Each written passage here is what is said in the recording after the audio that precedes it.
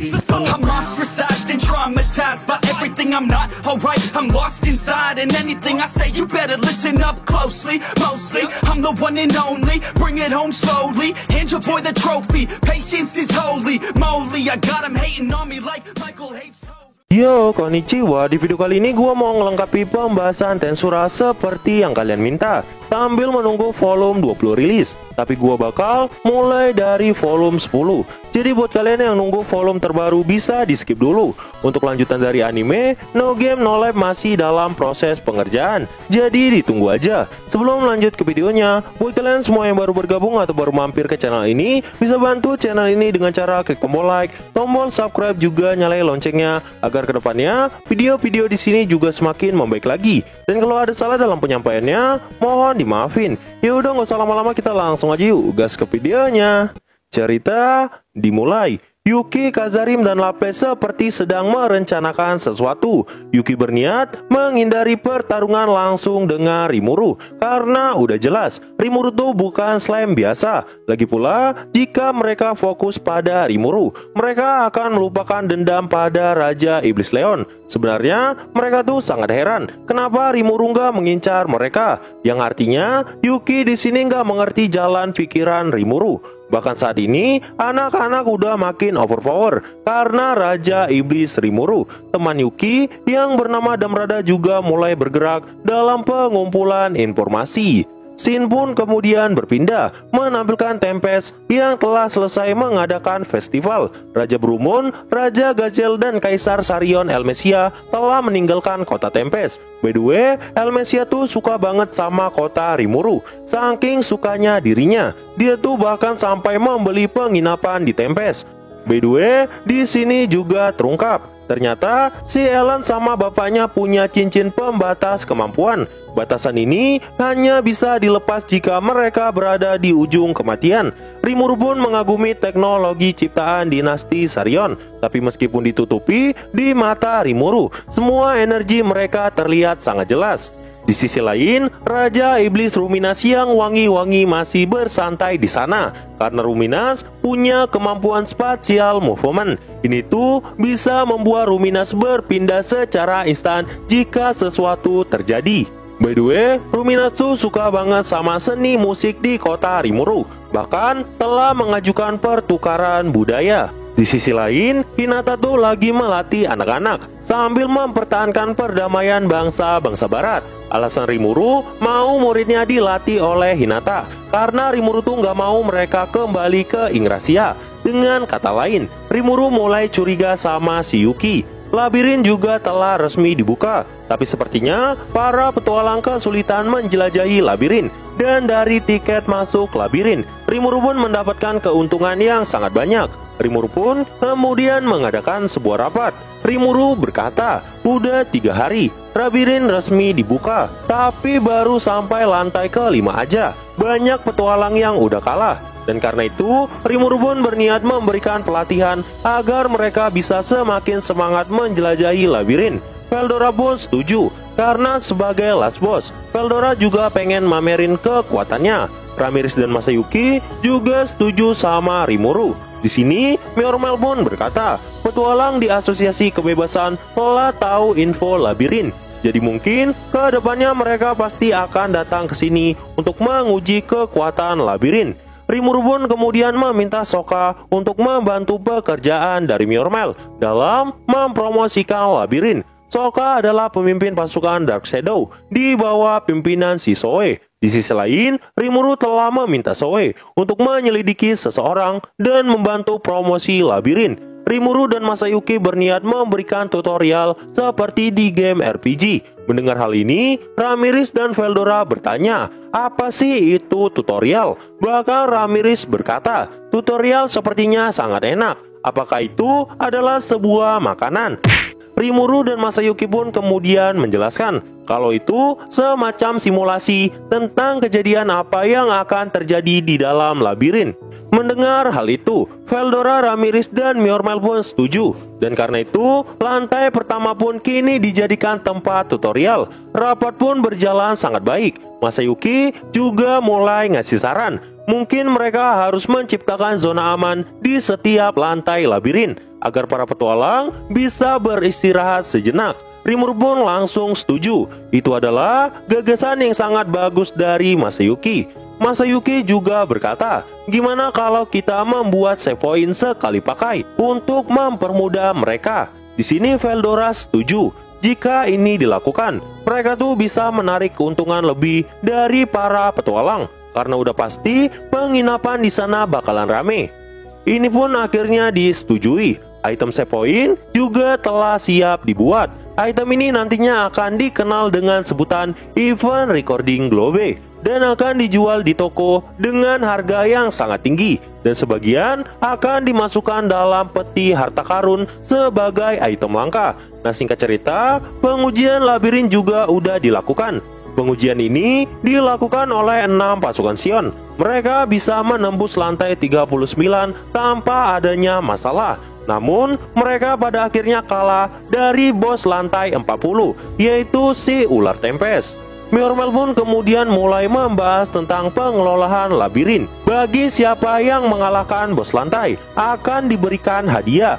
Dan diketahui, bos lantai 10 adalah laba-laba hitam yang ada di ring B. 5 tim pertama yang bisa melewatinya akan mendapat 3 koin emas. Di lantai 20 ada bos peringkat B+, yaitu si Kelabang Raksasa yang memiliki napas beracun. 5 tim pertama yang bisa ngalahinnya akan diberi 5 koin emas. Bos lantai 30 di peringkat B+, dia adalah Rezat Orge King dengan 5 bawahannya. Berbeda dengan Benimaru, mereka ini adalah monster yang hanya mengandalkan insting. Namun meskipun begitu, mereka bergerak dengan bekerja sama. 5 tim pertama yang bisa mengalahkan mereka akan mendapat 10 koin emas. Di lantai 40, seperti yang kita ketahui, dijaga oleh bos peringkat -A, si Ular Tempest. Dia tuh punya serangan jarak jauh yang sangat mematikan.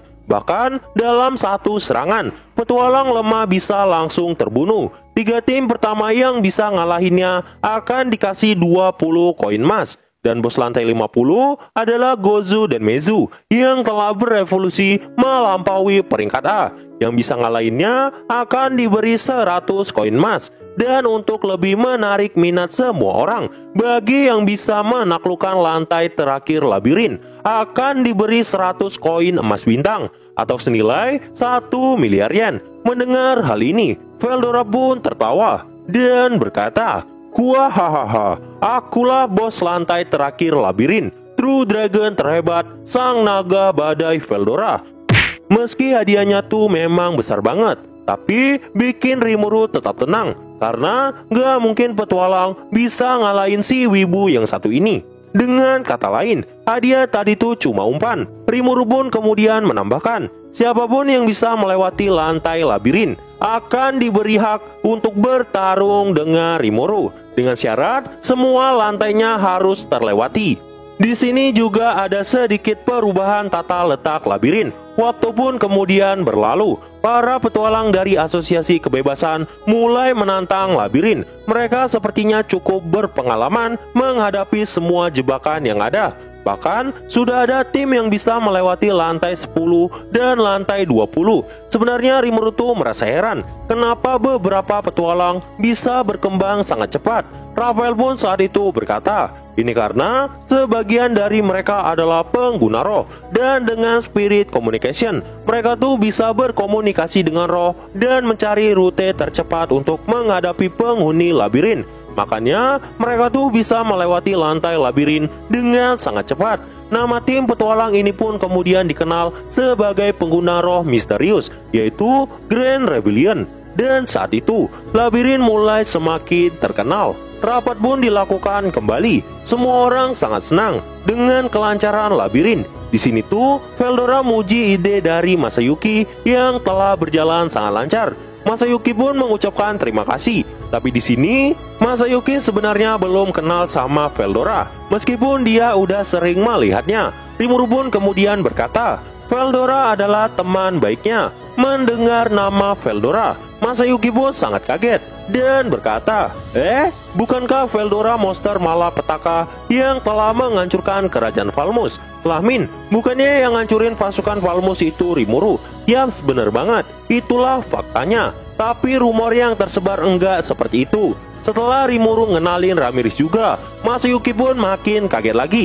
Apalagi pas tahu kalau Ramirez adalah salah satu dari Octagram. Ditambah, selama ini Masayuki telah akrab dengan mereka tanpa tahu mereka adalah Demon Lord dan juga True Dragon. Masayuki juga berkenalan dengan Myormal. Di sini, mereka pun kemudian merayakan kesuksesan mereka. Namun pengguna roh dengan Spirit Communication udah seperti kecurangan. Dan karena itu, mereka berencana membuat zona tanpa roh. Dan kebetulan, Veldora tuh bisa meminta roh mengubah tempat tinggal mereka. Jadi masalah pun langsung terselesaikan. Keesokan malamnya, Sion pun langsung memberikan laporan yang berasal dari Myormal. Rimuru berkata, semuanya berjalan lancar. Diablo pun sangat senang mendengar hal itu sambil memberikan teh hitam. Rimuru pun heran, kenapa rasa tehnya berbeda dari biasanya. Mendengar hal itu, Sion pun langsung mengganti teh itu. Sebenarnya Rimuru nanya gini, bukan karena teh buatan Diablo nggak enak, tapi Rimuru tuh cuma penasaran kenapa rasanya bisa berbeda dari teh hitam buatan Suna. Sion pun kemudian memberi teh hitam buatannya. Awalnya sih Rimuru tuh mengira bakal keracunan, tapi ternyata rasa tehnya itu sangat enak. Melihat dua sekretarisnya, Rimuru pun mengucapkan banyak terima kasih. Mendengar hal itu, Diablo dan Sion sangat bahagia.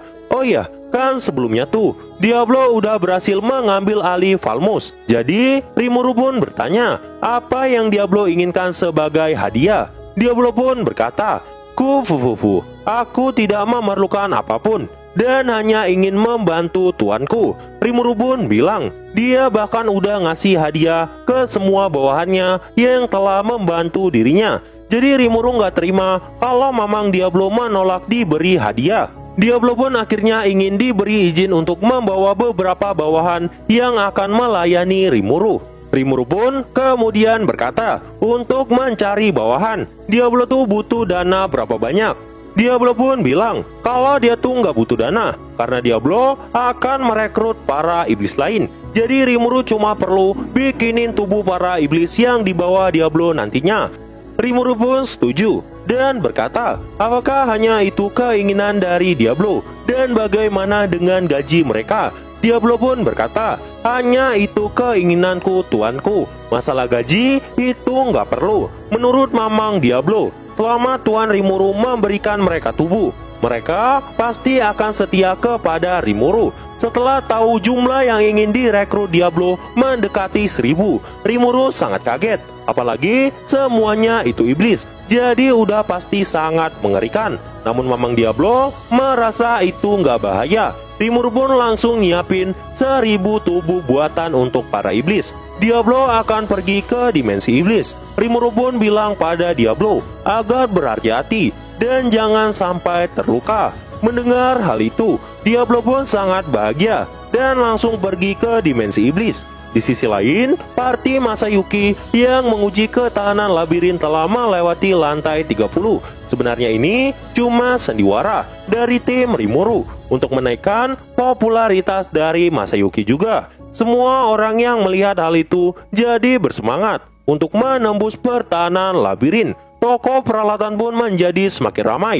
Saat rapat dimulai, Masayuki kelelahan karena meskipun gak ngelakuin apa-apa, entah kenapa dia tuh selalu dipuji oleh semua orang. Padahal Masayuki udah bilang kalau dia tuh gak ngapa-ngapain, tapi tetap aja mereka ngira Masayuki tuh cuma merendah. Meski Masayuki gak melakukan apapun, tapi fakta sebenarnya party Masayuki menang karena ada Masayuki di sana. Seperti yang kita ketahui, dengan kehadiran Masayuki, itu tuh bisa meningkatkan semua kekuatan orang yang ada di sana. Karena dasar skill dari Masayuki memang untuk meningkatkan kemampuan orang lain. Beberapa hari kemudian, setelah pekerjaan Rimuru selesai, dia pun kemudian kembali. Ternyata selama beberapa hari, Rimuru telah menghilang dari pengawasan Suna dan Sion. Makanya saat itu, Suna dan Sion terlihat sangat khawatir melihat mereka. Rimuru pun saat itu berjanji kepada dirinya untuk tidak membuat orang lain khawatir. Di sini, Sion pun berkata, Myormel sejak kemarin selalu mencari Tuan Rimuru. Mendengar hal itu, Rimuru pun langsung mengadakan pertemuan dengan Myormel. Myormel yang panik langsung berkata, sesuatu telah terjadi. Ternyata ada orang lain selain party Masayuki yang berhasil melewati lantai 30. Bahkan mereka sudah dekat dengan lantai 40. Namun sayang, mereka tuh gunain cara curang. Yang mana setelah sampai di lantai 20, mereka gunain item save point. Dan setelah itu meninggalkan labirin. Sampai pada akhirnya mulai membentuk tim baru yang akan bekerja sama. Kan batasan tim cuma 10 orang. Tapi dengan cara ini, jadi ada 100 orang penantang yang bekerja sama saat ini. Mereka adalah kelompok Grand Rebellion. Rimuru pun langsung meminta Sokka untuk menyelidiki mereka, karena ada kemungkinan mereka berkaitan dengan Apostle of Earth.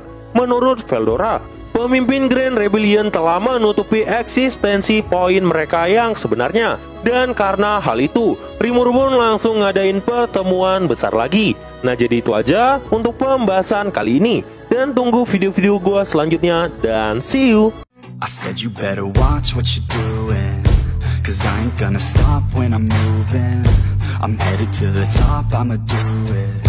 I'm headed to the top, I'ma prove it. And baby girl, I like what you do.